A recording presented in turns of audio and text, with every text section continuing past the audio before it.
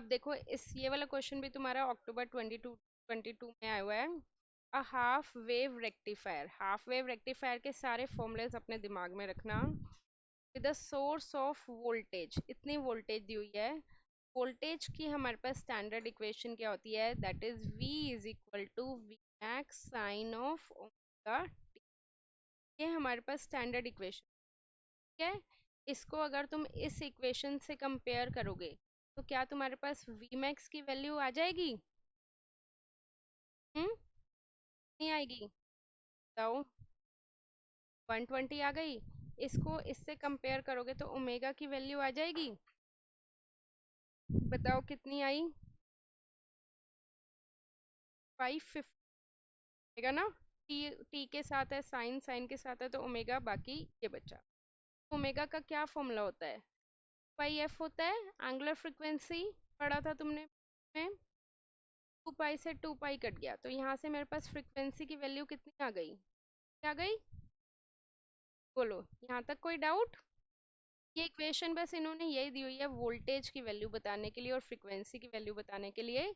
Direct ना देके इन्होंने इनडायरेक्ट फॉर्म में दे दी, तो जब भी इक्वेशन दी हुई होगी तुम्हारे पास किसकी वैल्यू आ जाएगी? वी मैक्स की। Got it?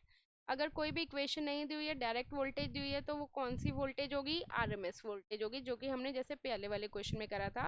यहाँ पे इन्होंने 230 वोल्ट दी थी, वो तुम्हारी थी आरएमएस वोल्ट। ओके। अब इसके बाद दिया हुआ at the primary input of the transformer if the load resistance मतलब इन्होंने आरएल की value they the 2 kilo, right. Turn ratio they the of the transformer is 5:1। तो ये क्या है? N1 और ये क्या है? N2, right. अब तुम बताओ तुम्हारे हिसाब से वोल्टेज क्या हो रही है? कम हो रही है या ज्यादा हो रही है? नंबर ऑफ टर्न्स क्या हो रहे हैं? कम हो रहे हैं या ज्यादा हो रहे हैं?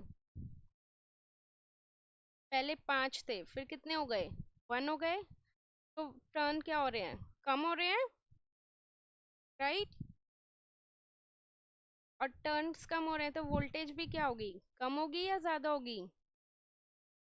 कम होगी ना। तो इससे पता लग गया कि वोल्टेज भी क्या हो रही है? कम हो रही है। अपना वही फॉर्मूला लगा ले, N2/N1 is equal two by V1।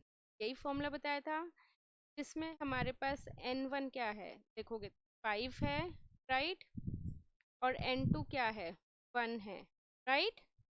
अब V1 हमने निकाली है, जस्ट अभी निकाली है। कितनी आई थी हमारे पास इक्वेशन को कंपेयर करके? 120, राइट। 120, तो यहाँ से V2 की वैल्यू आ जाएगी। V2 की वैल्यू कितनी आएगी? 120/5, दैट इज हाउ मच? बोलो कितनी आएगी?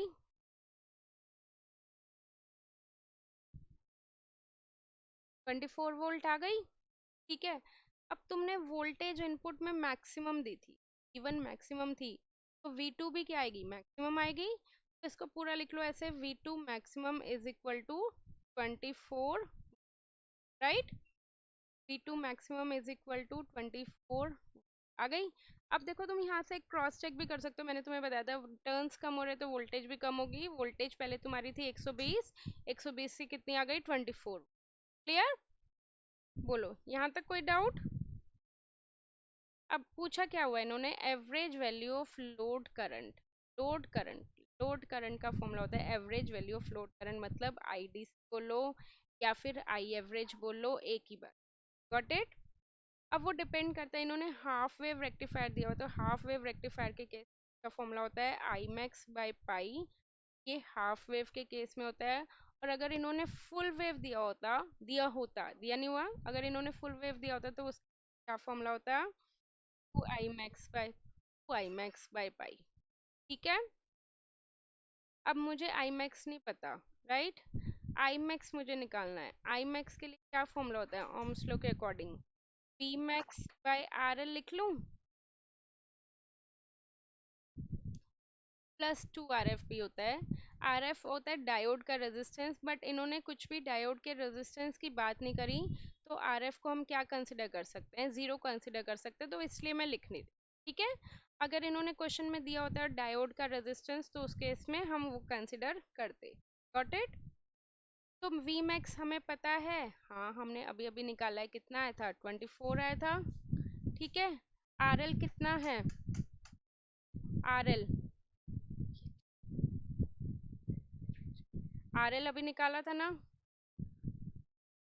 आर एल गिवन है एक्चुअली 2 किलो, ओके, तो ये कितना हो जाएगा 2000, गॉट इट। या फिर 2 किलो ओम कर लो इंटू 10⁻³ जो तुम्हारी करंट आ जाएगी वो किस में आ जाएगी, मिली एम्पियर में आ जाएगी।